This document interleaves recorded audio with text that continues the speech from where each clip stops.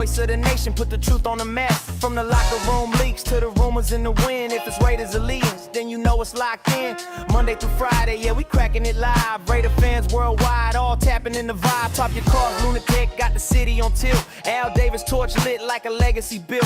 Ain't no sugarcoat, we keep it raw, keep it real. Silver helmets, black shields, that's the code, that's the feel. Hit the live stream, nation slide with the quickness. Every rival talk loud till they end up on the hit list. Rumor on the line, yeah, we break it with precision. Them cut stats up, every show's a new vision. Letters against the platform, the truth fits. We don't do soft takes, we deliver the real hits. From draft to the field, every play, every quote, we the pulse of the nation. Every hater gets smoked. 3 o'clock west, 6 o'clock on the east. When Lunatik Raiders speak, conversation increase. Put respect on the shield, this the nation's heartbeat. Silver and black on the track with that West Coast heat. Raider nation, stand tall, stay ready, stay bold. Catch us weekdays live, let the story unfold. From Vegas to the globe, let the whole world know you tuned in to the Lunatik Raiders show. And we mobbing.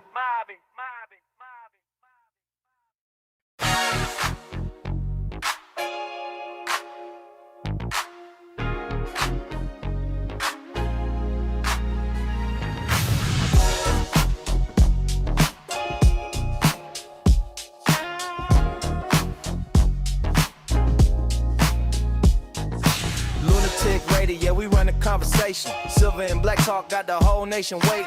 Weekdays live and you know how we go. This the Lunatik Raider show, tap in, we stay mobbing. Update the squad, break the news when it drops. Rumors, headlines, yeah, we covered a lot. 3 p.m. west, 6 p.m. east, we on go. This the Lunatik Raider show, Raider Nation, let's roll. Pull up on the stream, yeah, the nation in the room. Silver and black on my back like a full moon. Breaking news hit, we don't wait, we react. I'm the voice of the nation, put the truth on the map. From the locker room leaks to the rumors in the wind. If it's Raiders allegiance, then you know it's locked in. Monday through Friday, yeah, we cracking it live. Raider fans worldwide, all tapping in the vibe. Top your cars, Lunatik, got the city on tilt. Al Davis torch lit like a legacy built. Ain't no sugarcoat, we keep it raw, keep it real. Silver helmets, black shields, that's the code, that's the feel. Hit the live stream, nation slide with the quickness. Every rival talk loud till they end up on the hit list. Rumor on the line, yeah, we break it with precision. Them cut stats up, every show's a new vision. Letters against the platform, the truth fits. We don't do soft takes, we deliver the real hits. From draft to the field, every play, every quote, we the pulse of the nation. Every hater gets smoked. 3 o'clock west, 6 o'clock on the east. When Lunatik Raiders speak, conversation increase. Put respect on the shield, this the nation's heartbeat. Silver and black on the track with that West Coast heat. Raider nation, stand tall, stay ready, stay bold. Catch us weekdays live, let the story unfold. From Vegas to the globe, let the whole world know you tuned in to the Lunatik Raiders show. And we mobbing.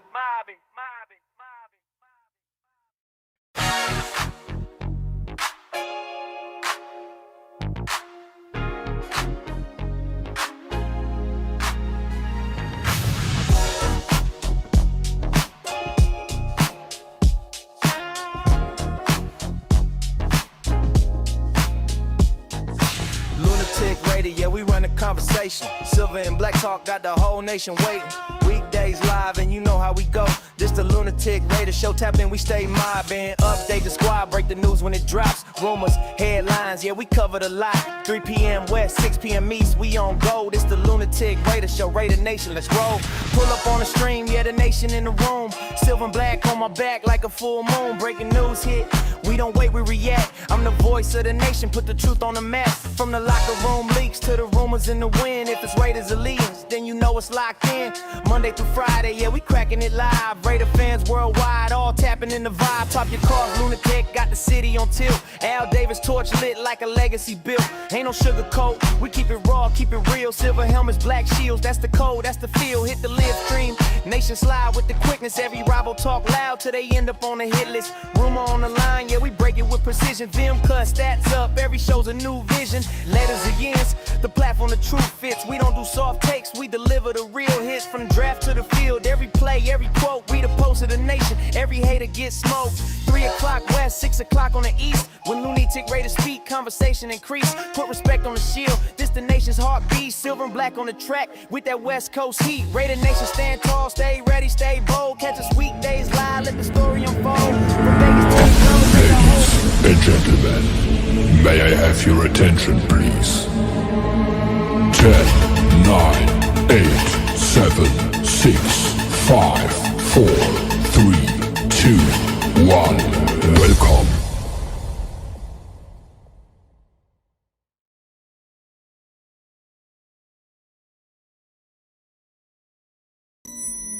They're here. Rise, my nation. Gather around and prepare. Our pride will be restored. Our shadow will fall with wicked damnation. Rise, my nation. Rise!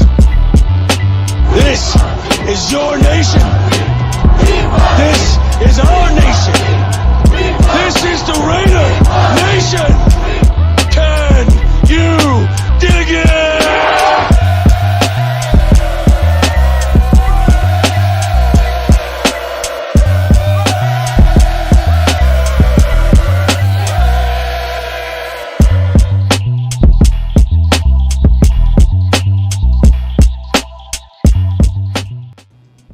What is the deal, Raider Nation? Welcome to another episode of the Lunatic Raider Show, right here on Raiders Allegiance with yours truly, Lunatic Mickey Ficky Raider. Yes, indeed, man. We're gonna have fun today, man. We're gonna talk about Mike Washington Jr., our running back that we drafted out of Arkansas, man, a big physical back at 6'1", 223. You know what I mean? That can catch out the backfield. Big dude, solid dude. Should be a great compliment to Ashton Genty.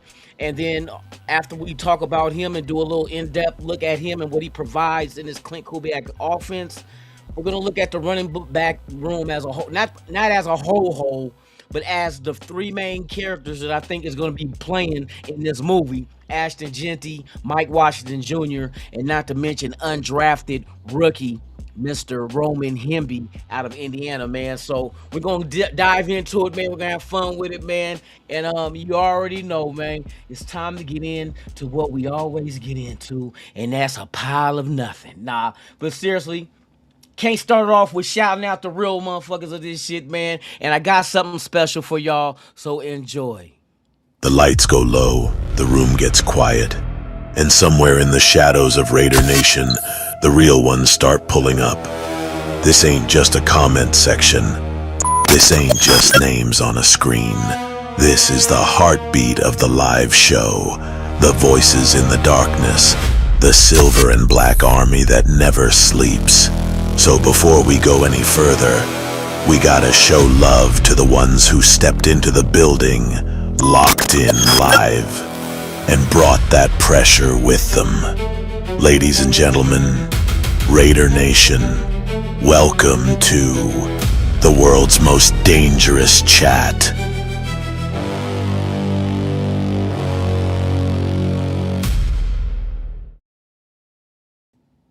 Shout out to the world's most dangerous chat, man. I had to come up with an intro for y'all, because y'all here every day rocking with your boy. So that's just to show my appreciation. This shit don't go without y'all, though. You feel me? Bars. So with that being said, man, let's jump into it, man. We got James Furpo in the building. Yes, he's checking in.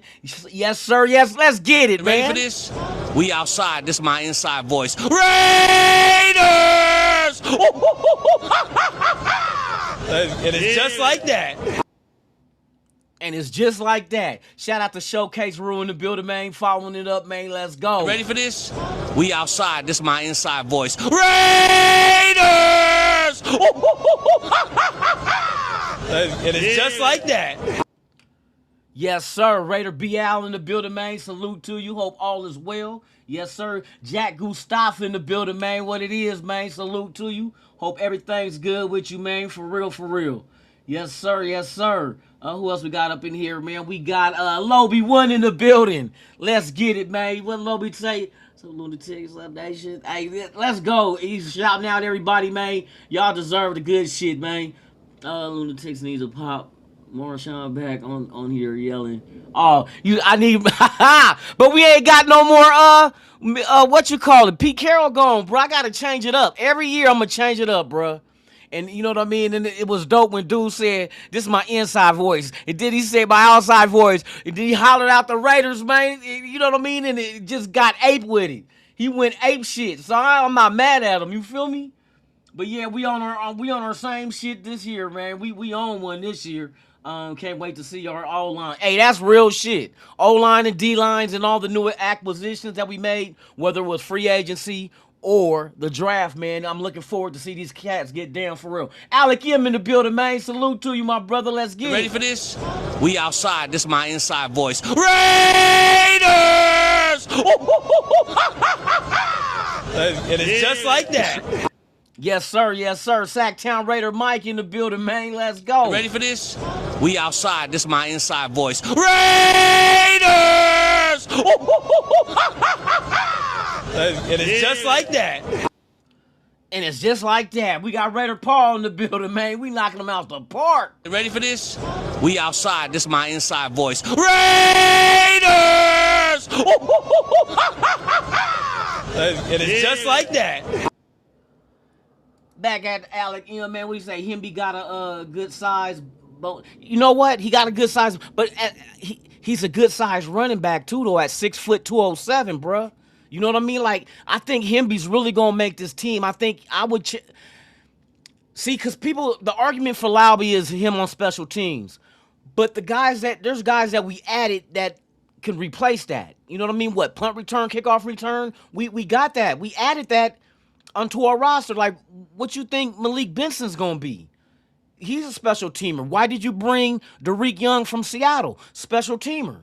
Kickoff returns and punt returns. You know what I mean? So it's like, and even Himby, if you want to add him, I think he's more of a threat on special teams as well as a running back when he gets touches to do better than Lauby. Lauby has a problem with fumbling the ball. That's the one thing Raider Nation get frustrated with him over is the fumbles.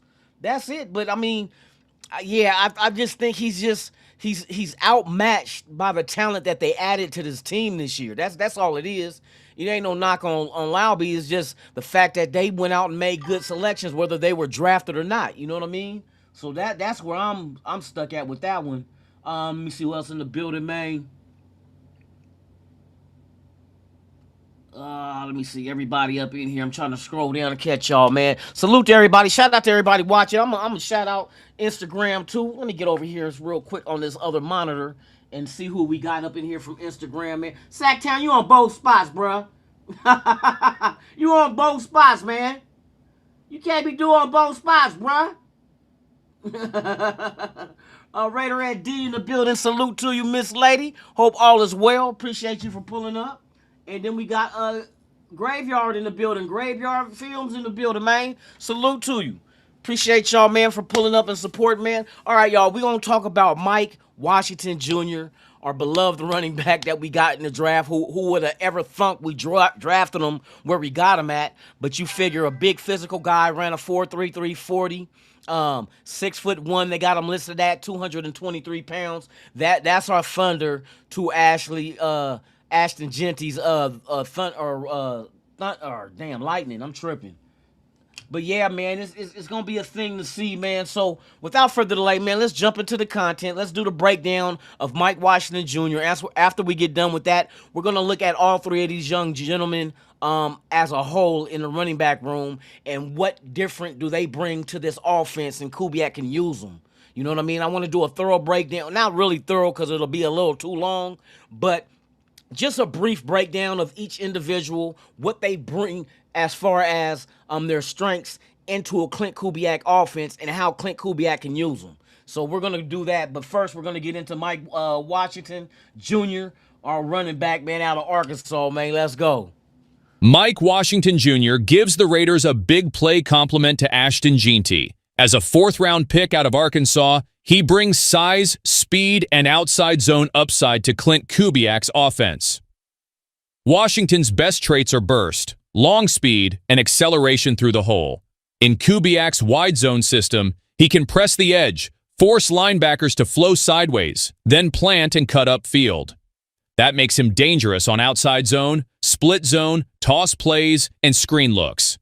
Next to Genty, Washington gives the Raiders a different type of threat. Genty can be the lead back and physical tone setter, handling early down volume, red zone work, and tough inside yards. Washington can be the explosive rotational back who keeps defenses honest and gives the offense fresh legs in the second half. He also helps the play-action game.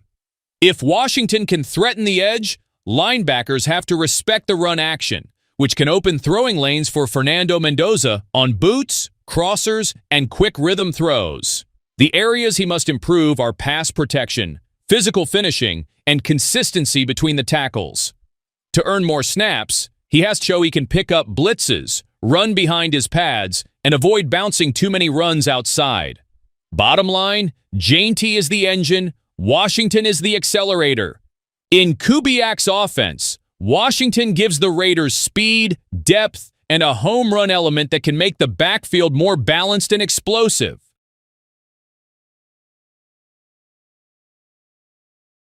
And that's a good compliment for each one of these running backs, what they bring to the game. I like that pick, bro. When we got Mike Washington Jr., man, when I was doing mock drafts, I was selecting, and I knew what kind of running back to go with to complement him.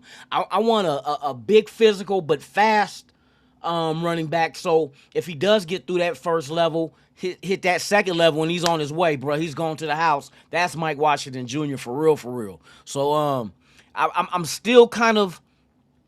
I think he's a more straight north and south type runner. There's really no great cutting ability he has from what I see. If you go back and watch his film, he kind of had, and that's not a knock really on him. It's just he has so much mass to try to cut on a dime and cut. And while your weight is moving one way, you're trying to cut it and make it go the other way on one cut. That's not easy to do. It's not easy to do at all because you're cutting your weight in half and then shifting all back the other direction, which, science, you know what I mean? So, but all in all, getting his way, he's big enough to go heads up with you. And then not just that, he's fast enough to get by you. I mean, that's a lot of man power right there running at that fast of a speed, man. So I can't wait to the preseason where they get an extra dose of being able to run the ball. One thing I have about, we're going to go into the running back room now. Hold on real quick. There's one thing I want to bring up. I touched on this before in weeks past. We got it on there?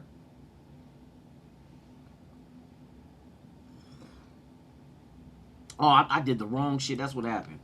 Okay. So, I know a lot of people is not really, there's some people that's not really Genty believers, as if we didn't have a horrible line of scrimmage, you know what I mean, horrible offensive line, as well as him being leading all rookies with contact beyond the line of scrimmage. So to be able to have 975 yards rushing, to me, looking at what his totals were, like, he did damn good. And I'm gonna show you guys exactly before I get into Ashton Genty, because he's gonna play a part in this running back room, which is he's the main factor. Now I hear some people, can Mike Williams Jr. challenge Ashton Genty for the number one? No, he can't challenge him for the number one running back spot. Because just some things that he can't do, just like there's some things Genty can't do, but what Genty can't do is more of the shit he wasn't born with. He wasn't born to be 223 pounds or 6'1". Mike Washington was. Mike Washington ran a 4.33, yeah, but he can't cut on a dime. Let's call it spade a spade. He can't cut on a dime. He's better off north and south. A lot of times at Arkansas, you got to remember, Taylor Green was the quarterback, a dominant threat on his legs with his legs as well. So Taylor Green alone froze up defenses to allow, and there was a lot of tosses, toss left, toss right, that I've seen Taylor Green toss to Mike Williams Jr. It's not a knock on Mike Williams Jr. He's good at what he does. He can he can catch out the backfield and all that good shit. It's not a knock on him. It's just night and day. That's why it's a perfect correlation with these two combining with each other in the backfield, because one gives you something different than the other. And that's the beauty of this thing. There's nothing we can't run in a run play because we don't have the talent to do it. We got that shit. Let me bring this up real quick. This is the one thing I be trying to explain to people about. This is why you need to be excited about Genty. Let me bring this up right here, man. Let me show you. Let me give you this breakdown of exactly why people is shitting on Genty. It doesn't make sense. This is Genty's 2025 season. This is all the games he had. I want you guys to pay attention to the carries he had in each one of these games. All right. Now, I already know the statistics of this, but I be trying to explain to people to still be able to be 25 yards short of a 1,000-yard season rushing is impressive to me. Why? Because look, week 1, 19 carries. Now, if you're a featured running back, how many carries do you think a featured running back should get per game? About 20, 25, right? About 20, 25, realistically. I mean, nowadays, these days, you ain't going to get no 30 carries a game type back. They added an extra game, and they're planning on adding another one again. So there's going to be another extra game added eventually. There's going to be an 18-game season. That's on the way. When, I don't know, but it's happening. So if you got a running back that was used to a 16-game season, what makes you think carrying 30 times a game is going to happen for 18 games a season? Well, he played 17 last year. 16 carries in week 1. Week 2, 11. So these are lack of carries, because you remember coming out the gate, what they were saying about Genty is, we're going to bring him along slowly. Why would you do that? Why would you bring a running back along slowly? He only has one job to catch the, to run the ball. Basically, he going to catch out the backfield too, which he did, and he still had 10 touchdowns total, 5 on the ground and 5 in the air. But look at the carries per game. I know there's 9 games that's under 16 carries a game, and we're going to go through them. Week 3, 17 carries. Where's the 20 to 25? These are yards he's not getting. The carries he's not getting are the yards he's not getting. So that's 17. 21. That's a little more like it. 20, 25 is what I'm expecting. Just like this year, I expect 20, 25 carries. You bring in Mike Williams Jr. with about 10 carries, and then if Hemby's on there in the third back, I can see him with about 5. That's going to carry it out right there. That's 35, 36? Yeah, 35 to 40 carries total as a running back room. So you figure that's 21 carries. Then the following week after that, only 14. These are yards he's not getting because they're not giving him the ball because of the coaches and the coordinator. Chip Kelly said it. Pete Carroll said it. We're going to bring him on slowly. Why? He's not a quarterback. So that's 14 carries. 23, that's more like it. What did he do with 23 carries? He had 75 yards with 3.3 yards per carry and 1 touchdown. What about the other 21 yards? When he had 21 carries, 138 yards he had rushing, 6.6 yards per carry with 1 touchdown. Look at the other yards that was short. 19 carries, 38 yards. 11 carries, 43 yards. No wonder. 17 carries, 63 yards. 21 was great, 14, 67. He goes up into the 20s again, 23, 75. 6, then he goes 6. They only gave him 6 carries after that game for only 21 yards. No shit. Of course he's only going to get 21 yards with 6 carries. He didn't even carry enough to break a sweat. Then you go after that, 13 carries, 42 yards. Only 13 carries? He's the featured back. 13 carries is more like running back 2. What a Mike Williams or Washington would get. It's 13. Then behind that, 19 carries. It's close, but no cigar. It's still not 20 to 25.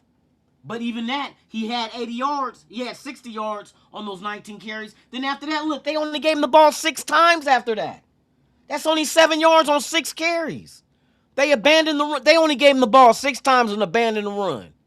You don't never abandon the run. Never. You always, even if you can't run it, you run it. Why? There's all you need is 1 break. All you need is daylight once. And that's 6 points. You know what I mean? The game after that, 17 carries.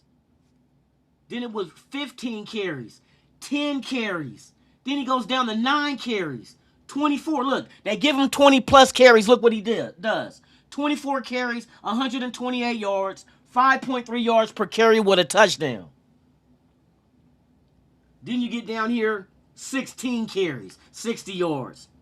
26 carries, that's the end of the game, or end the season against Kansas City, 87 yards on 26 carries. When you give Ashton Jeanty the ball, he produces. Why would you only give him single-digit carries? There's 9 games this past season where he had 16 carries or less.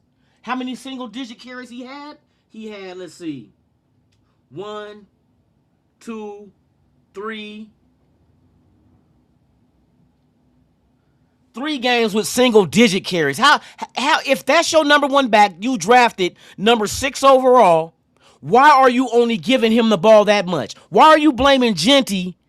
And look, with that happening to him, he still had 975 yards rushing with 9 games under 16 carries. Come on, bro. If you're gonna speak on Jeanty, man, please be factual with it. We know the O-line was horrible. It showed. How else he's gonna get touched? That's why he led with being touched behind. That sound bad. He got touched behind the line of scrimmage. You better go tell an adult. You feel me? But I'm just saying. The O-line was horrible. That's real shit though. Lobie one, that's real shit. We acting like Jeanty is mediocre. These numbers show me otherwise. Mediocre ain't gonna get you damn near 1,000 yards with 9 games of under 16 carries a game, and you the bell cow. That's like, for instance, okay, Mendoza starts, right? Mendoza's drafted number 1 overall. Say he beats out Cousins, right? He's the starting quarterback, and he only throws the ball 9 games out of the 17 games. He has how many attempted throw passes? What if we said he had 16 or less attempts? Are we going to look at him as being trash, or who the fuck is calling the plays? That's what I'm looking at. Who the fuck only gave him the ball 6 times? Chip Kelly, he calling the plays. You bringing them along slowly, but what the fuck that mean for a running back? I've never known for a running back to be told we're going to bring you along slowly. He's not the quarterback. What the fuck? So you look at his numbers and they're not even looking at the carries. They just looking at the yards per game. You're looking at, you supposed to be 1,300. How many yards do you think he would have missed out on or how many yards do you think he could have had if he had more than 16 carries a game? Let's say he was getting 25 a game like a real starting. Let me see. Just to put everybody in the frame of mind of what a running back 1 is. Who led the league in rushing in 2025 of the NFL? In the 2025 NFL season, James Cook of the Buffalo Bills led So the league James in Cook, with 1,621 yards. He became the first Bills player to do so since how many carries per game did James Cook average this past season?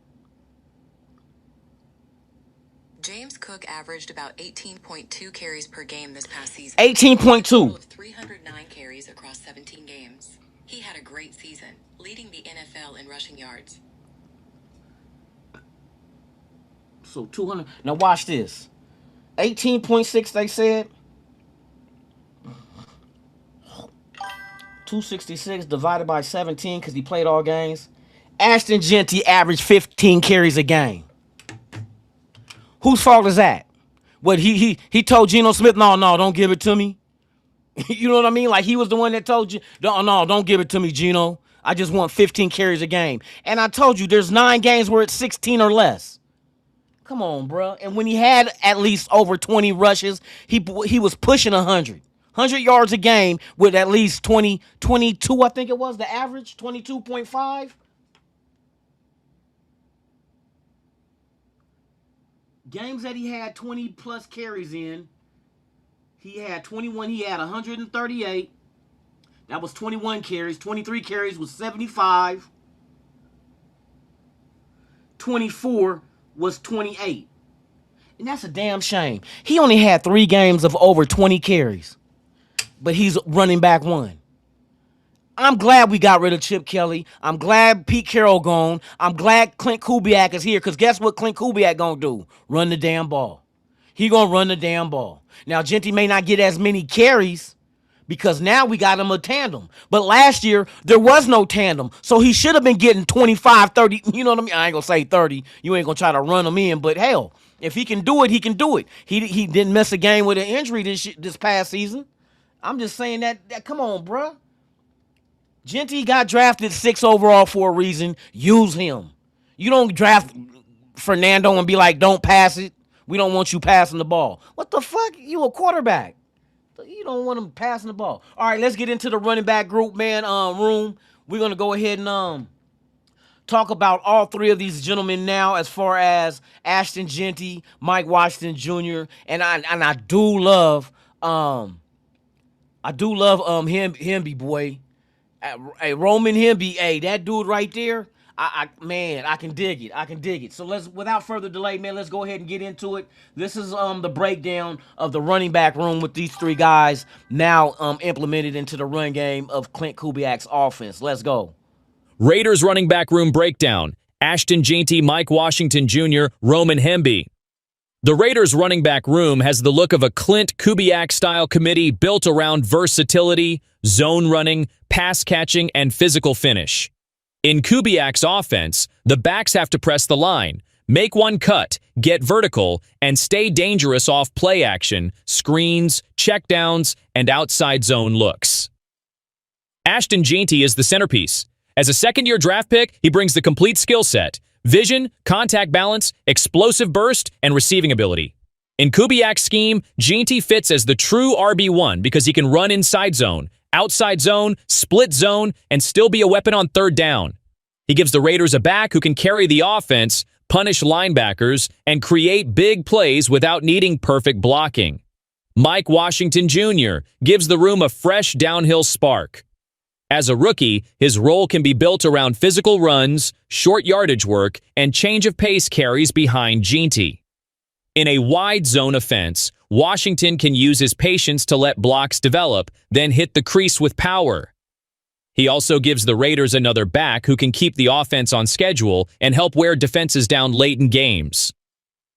Roman Hemby is the UDFA wildcard with real third down value. His best path to the roster is showing he can catch the ball, protect the quarterback, and contribute on special teams.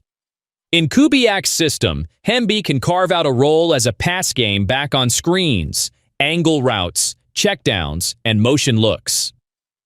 If he proves reliable in pass protection, he gives the Raiders another flexible weapon who can keep defenses guessing.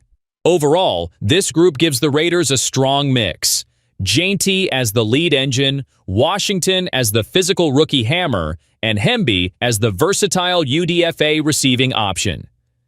In Kubiak's offense, that kind of layered running back room can fuel the play-action game, protect the quarterback, and give the Raiders multiple ways to attack defenses on the ground and through the air. All this is showing me is that the Raiders had a plan.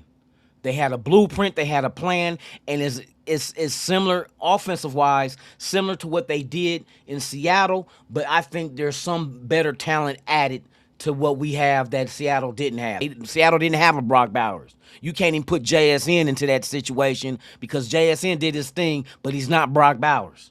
You know what I mean? Now you add Genty, now you got a running back room of Genty, you got Washington, and now you got Hemby as well, who played with Fernando in Indiana, so that's another familiarity. I'm telling you, I want to see this shit complete. People say we don't have a number 1 wide receiver. As far as what we know, we don't know. Now the Raiders, they know what they're doing. We just don't know what they're doing. You know what I mean? But we got to wait for them to do it to really see, okay, this is their game plan.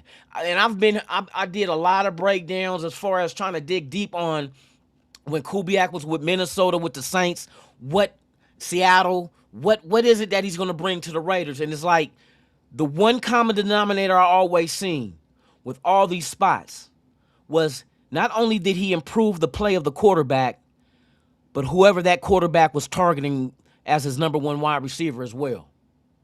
Don't forget, Justin Jefferson was with Cousins in Minnesota with Clint Kubiak.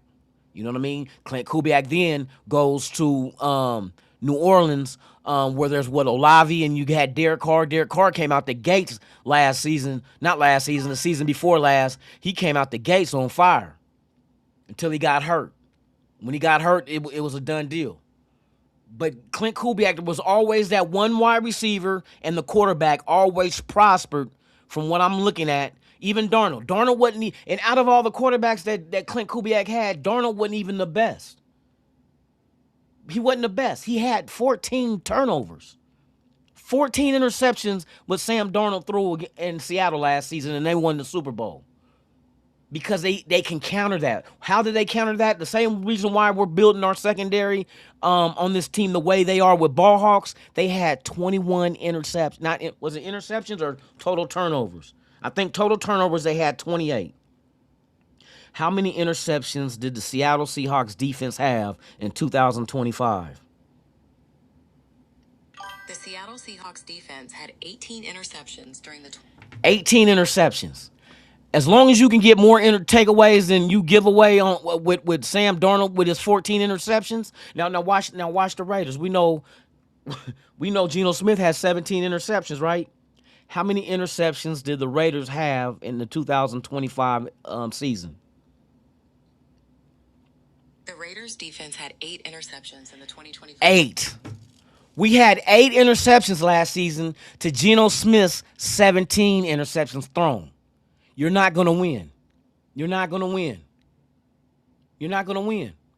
Seattle had 18 interceptions compared to Sam Darnold's 14 interceptions he threw. The numbers don't lie. You know what I mean? No matter how you lay an 8 on his side, on his head, or on his ass, it's still an 8. You feel me? Now, some people may say you put him on his side, that's infinite. Well, it could be if you see a snake chasing his tail, but hey, I'm telling you. But we're going to get into this. Next up, we're going to look at some highlights. I know I'll probably get dinged for it, but fuck it, I don't do it for the money. I do it because I'm funny. Nah, I'm fucking with y'all. This is going to be, we're going to look at a couple of highlights. I'm not even going to bring it that high because these motherfuckers will try to ding the fuck out of me too. All right, we're going to look at Mike Washington. We ain't going to have no sound to it. So enjoy. We're going to look at it, and we'll talk about it as we go. Let me see. Everybody in the chat, how y'all doing this afternoon, man? Anthony Estrada in the building, man. Salute to you. We in the building, man. We in the building. Kubiak getting great production out of Walker. Yep. Got Walker, too. Not just Walker, but you know what I mean? Because what's the name out of UCLA? Chardonnay, too. You know what I mean? So they and multiple receivers. You know what I mean? They did. Hey, Kubiak is bringing that here. I think we're gonna be solid with the wide receivers. Can we be better? Of course. If we had a dominant number one, of course, that changes the game. Just like having Brock Bowers changes the game over just having Michael Mayer. You know what I mean? So you gotta put that in perspective as well. But yeah, let's get into this. Is Mike Washington Jr. YouTube, fuck you ahead of time. So you gonna probably demonetize me, but you can demonetize these nuts. See, now it's a toss right. Now, north and south, this kid right here, I like him. And that's what he's good at doing, north and south. Watch out him. Boom. And when he see that opening, then he's going, and he runs so smooth that it doesn't even look like he's that fast. Like, bro, he looks like a 4 or 5. In the passing game, now he's using the speed just enough to get away from the defender. But man, this is gonna be a great compliment to Ashton Jeanty all day long. Here, another toss. Hit the hole. Now, there. See how he couldn't cut on a dime. They're gonna show it in slow motion. Now watch how he had to take like a little stutter step, rather than just one cut and be gone to his left. Now watch this. He gets the ball. Now watch. Cut, and then he had a stutter step to catch up. That's not his fault. That's a lot of body weight going that fast that you trying to slow up. I'll give you a good example. And this is exactly how Bo Jackson hurt his hip. Bo Jackson was running so fast that when the defender grabbed him from behind, it made his hip jam up. You know what I mean? Into the socket. And he said it came It came out the socket. But I mean, that's what happened when you got that much weight, bro. You can't stop on a dime. It's hard, bro. You ever seen a big dude on roller skates? You know, you like he's gonna gradually cross over to get over to turn the corner, but that's a lot of meat. And we're only talking about a running back at 223, but 223 running a 4.33 with 223 pounds of meat. Try stopping on a dime, and hope and pray something doesn't happen to your knee. Pray and hope something doesn't happen to your knee. Cause that's a lot of weight, bro. It's easy for Genty. Genty's only what, 209 at 5'10", 5'9"? And then Wimby coming in at 207 at 6 foot. He don't see now when you see Himby can cut. Himby can cut, and I'm telling you, got wheels. But he's lighter. He's like 20 pounds lighter. You can't down a man for for being that though. But here's fucking commercial. we gonna cover the commercial up real quick. We'll be back after these moments. But yeah, that's the thing I see in him. And people say, oh, he can't cut on a dime. That's not how he's built. You know what I mean? Hold on real quick, y'all. I want to get back to this Mike Williams. I like watching this kid run though. I like watching this kid. All right, here we go. Washington. I said Williams. Here we go. Through the hole. Boom. Now here go the wheels. He couldn't get off of him. Up the middle. Up north and south. This is what he does. North and south. Look at him. Just fast enough to get the touchdown. I like Washington, man. This is a good addition that we needed, and we wanted. And as long as our offensive line gives us holes like that, they're gonna have to start. They think, hey, the offensive line is gonna be I got holes in different area codes. We got holes, boy. We got holes. There we go again. I'm telling you, this is a good addition, bruh. This is a damn good addition. I'm glad that we got him in the fold. Now Himby's nothing to laugh at though. We about to go look at Himby, bruh, bruh. Now watch the difference of being 20 pounds lighter and the ability to cut. How do I know? I was a running back, and I can cut on a dime like a motherfucker. I can cut and lean the same way a defensive end got bent. Because I wasn't that heavy. But I was fast and quick as shit. So I'm going to show you the difference right now. Now, this is Himby with Indiana. Watch this kid run. He gets to that outside, boy. Ooh, boy, we got a three-headed monster, boy. We got a three-headed monster. Look at this. Get to that. He gets to that. There got that cut on the inside. That's what I'm talking. That's what you can do when you're light in the ass. Give it to him again. Go parallel. Boom. Find that. Get in. Hey, he's gonna make the team. At least I think he will. But bruh, he better than any other back behind the two that we got. I like. Hey, this is another one, and he's not a little dude. 6 foot 207. Up the gut. Keep the legs turning. Come on, bruh. Hey, we're building this team the right way. We're getting the right guys at the right positions and at the right depth. The starters, the backups. So you're seeing a lot of short yardage and goal line type situations, which we will probably use Mike Washington or Genty, because it depends on what the offensive line does. You can't get in there without the offensive line, and these guys are doing their thing, boy. That's why Indiana was so potent this past season. They had a solid line too. Let me see.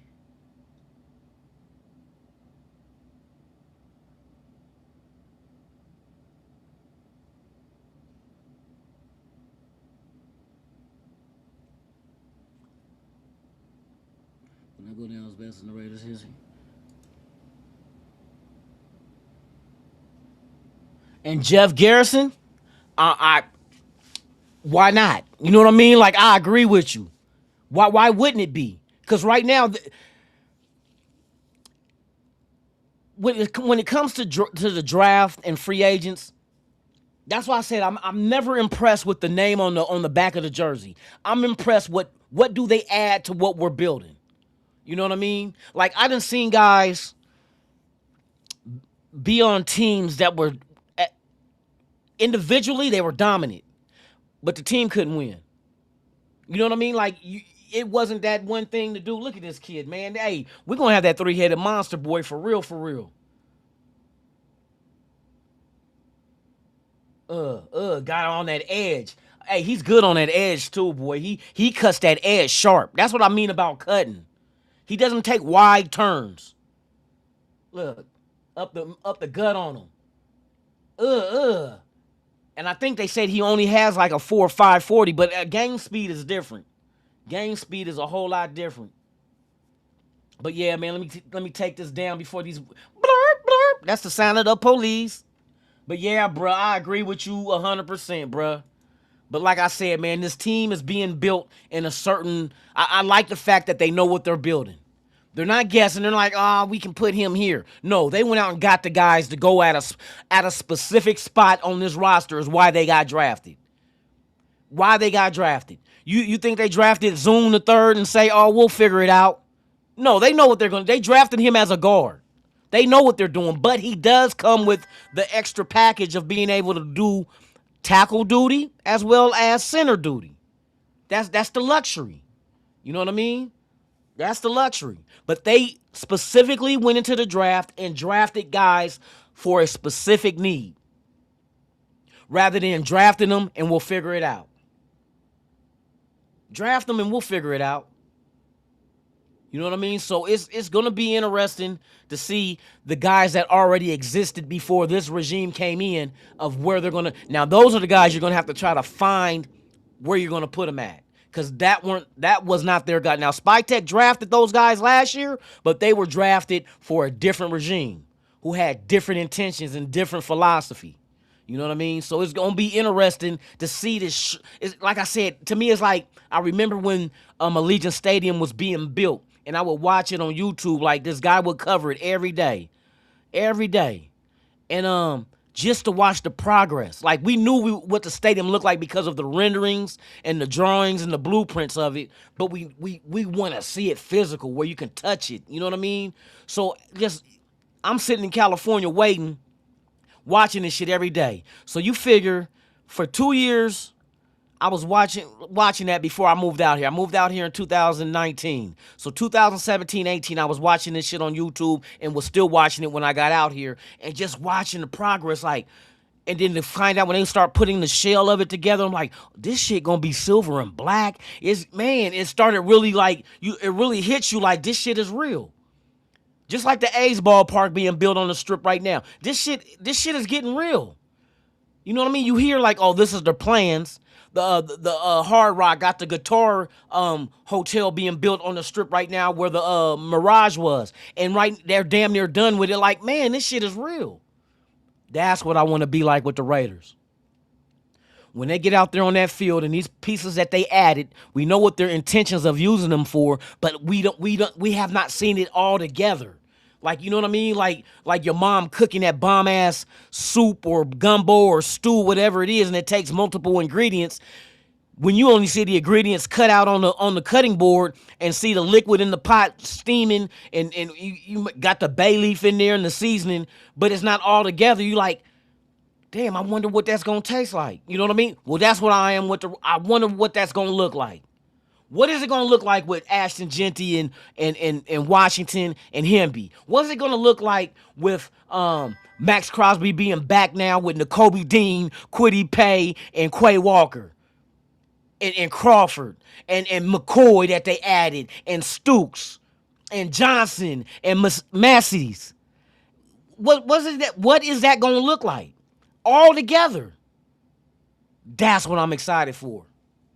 I can't sit here and say we're going to make the playoffs. I can't tell you we're going to be a Super Bowl contender, but I know what I can tell you from what it looks like and the kind of character these guys got that they're drafting, we got a goddamn good chance of doing something. We got a damn good chance of doing something. Not just sitting there and getting another 3-win season. This team don't look like that team that got 3 wins last year. Oh, and then they go get Cousins. Like, people put the boy in now. You don't have to. Why you want to rush it? He's going to have his time, and it's going to be for a long time. It's not going. The one thing you don't want to do is put him in there before his time. Now, if he outright wins the position and gets the starting job at quarterback, let Mendoza do his thing. Let him do it. But mentally, I think Cousins is a little bit more advanced because he has more of an understanding of what's expected of him in this offense. You got Mendoza still learning how to take snaps under center. Cousins already know how to do that. He's on to learning the verbiage and getting the whole playbook down and implementing into the things that he already learned from Kubiak in Minnesota. He's ahead of Fernando. I don't care if Fernando can throw better and more accurate. Cousins knows more of this offense than Mendoza does. Mendoza, like I said, is still trying to get down the footwork when it comes to taking snap under center. That's the difference. Now, once he catches up, once he gets that accomplished, and he's on to the next level, to now let's learn this offense and perfect it. Then he can play catch up. But catch up ain't gonna happen in 4 or 5 weeks. He ain't gonna learn the offense. I mean, he's a bright dude, but there's one thing of learning the offense and playing in the offense. There's a big difference. I use this analogy when it comes to driving a stick shift. There's a difference of reading how to drive a stick shift and actually getting behind the wheel and driving a stick shift. It ain't the same. It ain't the same. So once he figures that out, his time, when it's his time, it will be his time. It will be his time. I have no doubt in my mind that it won't be his time. It will be his time. But don't force it. Don't force it when it's not time. You don't take the shit out the oven before that motherfucking middle is cooked. You got chicken in the oven and you took it out too soon, and now the middle of it's still raw.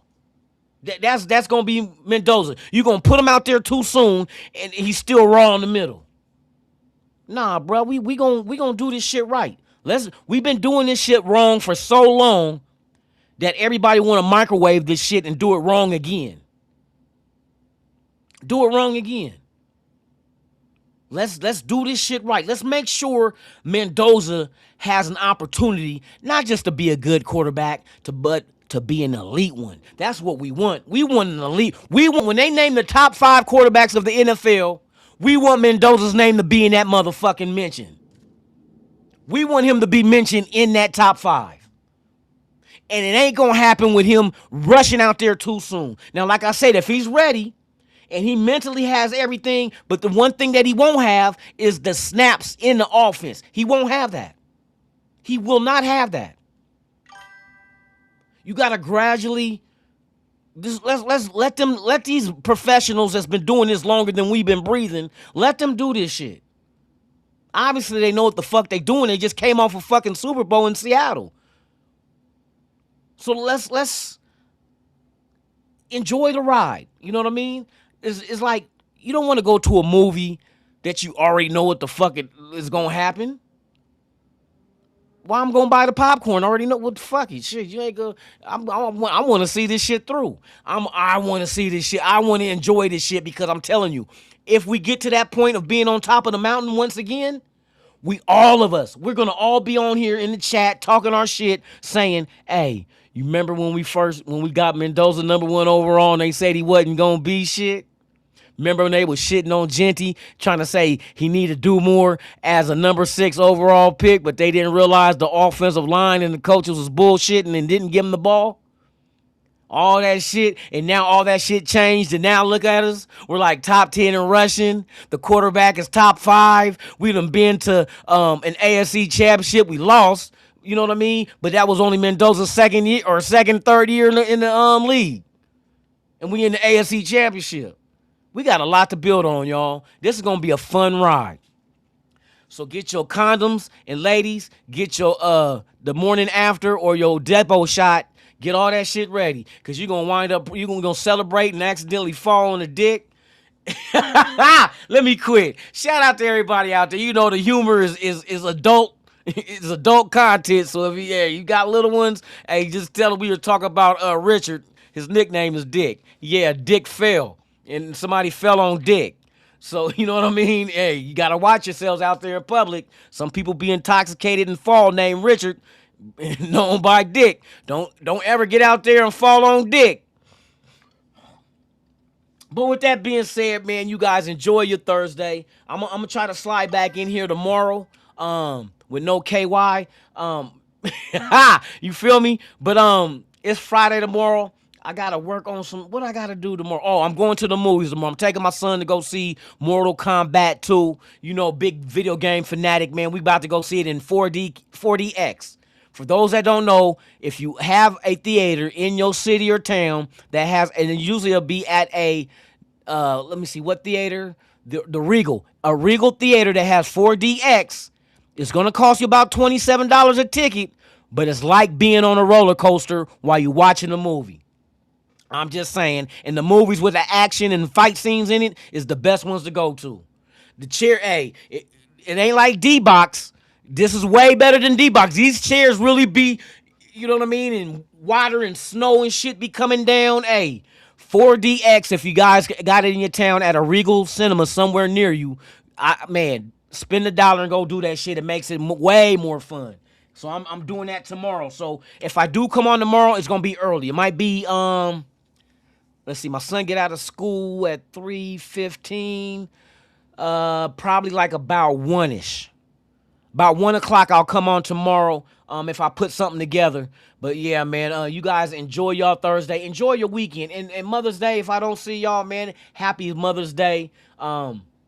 Blessings to you, man. And I'll see you guys soon.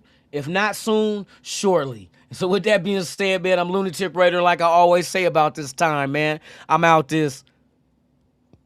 I can't hear y'all. I'm out this B-I-H. Let's go, Raiders. Yeah. It's more than football, this family. This legacy. Raiders allegiance. A paper hound entertainment production.